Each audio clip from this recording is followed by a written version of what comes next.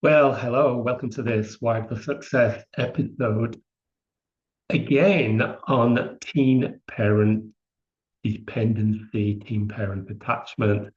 I'm going to give you some psychological perspectives today. So that could be quite interesting. It's going to be short and sweet. And later, patients will follow what I talk about with some things that relate. So two for the price of one. Awesome, right? Well, not for the price of anything, because all of this that we deliver on Wired for Success is free.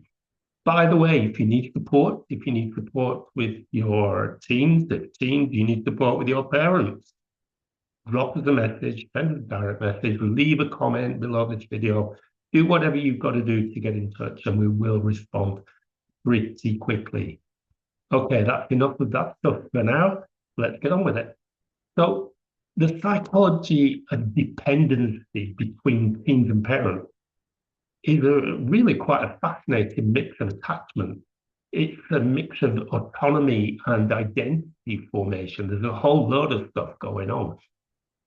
So, for example, in adolescence, teens naturally start to push for independence, but yet they also depend on parents for support, for validation, and for safety.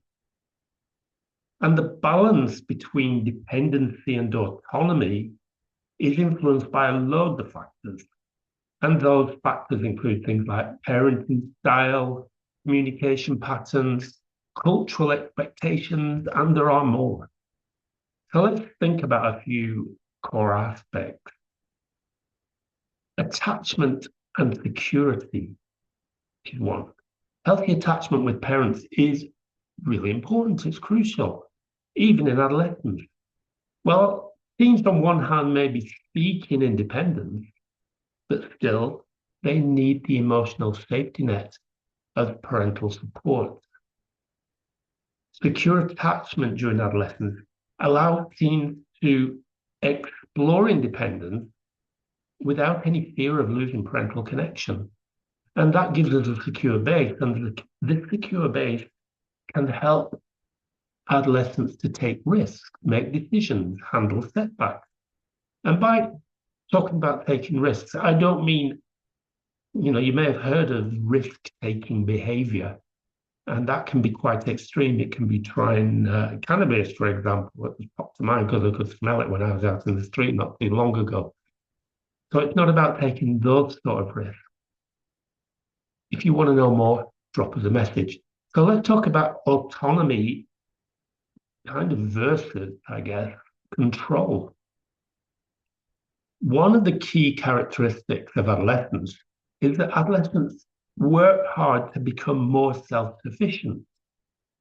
And that sometimes creates tension. It creates tension because they push against parental boundaries. So parents who respond with excessive control or overprotection may well inadvertently fuel dependency or even other extreme rebellion. So we need to find a balance. We need to find a balance where parents provide guidance, but allow space for decision making, because it helps adolescents develop a sense of responsibility. So what about identity formation? That's another one. Adolescence is characterized, among other things, by a period of self-discovery. Teens start to explore their values, their beliefs, and their social roles. So a certain level of dependency on parents can offer a kind of stable foundation during this process. But however, there's always a however, if a parent exerts too much influence, it may stifle the teen's ability to form an authentic identity. And that can lead to dependency issues or identity confusion. So let's talk about parenting styles and dependency, because parenting styles play a big role in how dependency develops. So, for example, authoritative parenting, which may be characterized by warmth, by structure, and reasonable independence, tends to foster a healthy autonomy. But permissive or overly authoritarian styles, on the other hand, can create dependency, or even the other extreme, counter-dependency, where teens avoid seeking help due to fear of being judged or feeling unsupported. So let's think about emotional and practical dependency. Dependency isn't just about needing emotional reassurance. It can also relate to practical issues like finances, decision-making, and life skills. Blah, blah, blah, blah. There's more.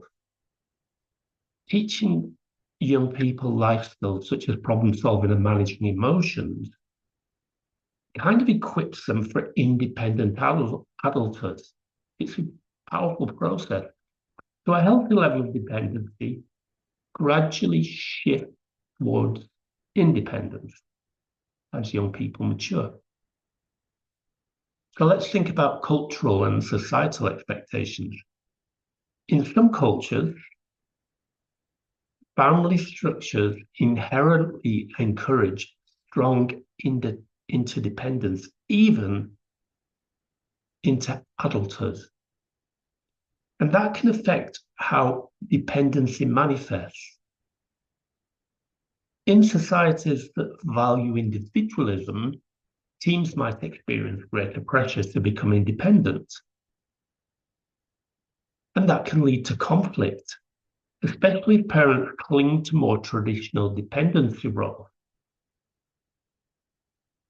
So when teens and their parents are aware of these dynamics that we've been talking about just in the last few minutes, it opens up opportunities for healthier relationships. Establishing open communication and clear boundaries while allowing for flexibility and mistakes helps to develop a balanced transition from dependency to interdependence. Now, I've just hit you with quite a lot in that couple of minutes. Have a think about those things. If anything's unclear, it's not a problem. Just leave a message. Leave a message and you will get a response. Ask a question, you will get a response. None of that costs anything. It costs a little bit of time. Have a beautiful day. I'll speak to you again really soon. Bye for now.